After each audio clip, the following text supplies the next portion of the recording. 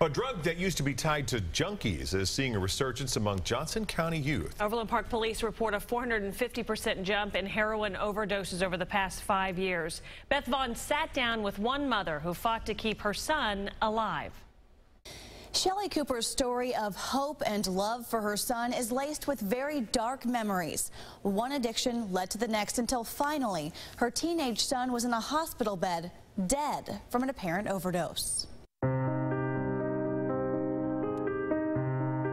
I found some needles in his room. At that moment, everything changed.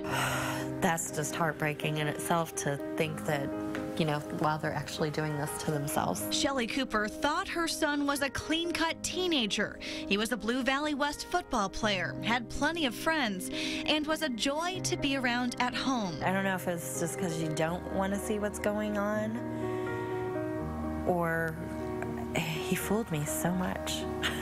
He really did. Now Cooper knows what really was going on. Mushrooms, acid, everything. At 14. She says for her son, alcohol and other drugs led to prescription pain pills and eventually heroin.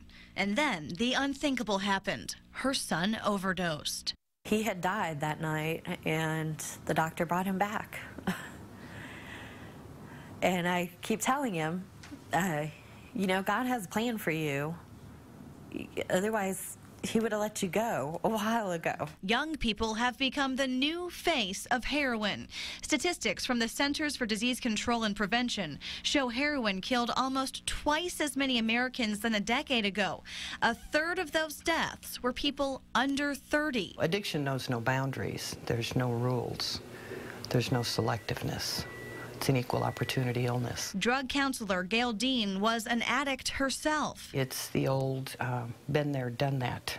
Yes, I know how you feel. But for the last 25 years, she's helped others understand their addictions and fight back, most recently with the Kansas City Community Center. Every use thereafter is seeking that first euphoria.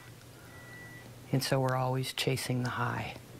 And that goes with any drug. Prescription pain pills and heroin are both opiate-based drugs, so police find users fluctuate between the two.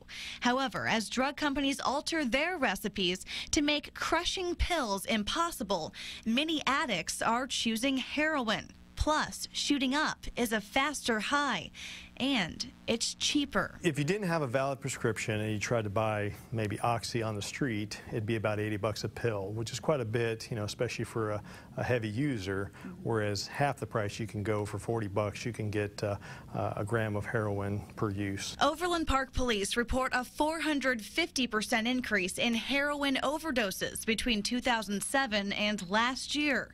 Each death weighs on their conscience. The officers have been in the schools for many years, know the families, the brothers and sisters that also come up. So for us, it is a personal nature. The same is true for Cooper. Her story is now a mouthpiece for parent action in the war against drugs. It's not just here. It's everywhere, and it's way bigger than I think we want to believe that it is. Cooper tells us her son is holding a steady job and is drug-free. Warning signs of heroin abuse in teens could include sweating, mood swings, and drowsy behavior. For most, intervention and treatment is the only way to stop the cycle of addiction. Check our website, KSHB.com, for quick links to local drug treatment resources. Beth Vaughn, 41 Action News.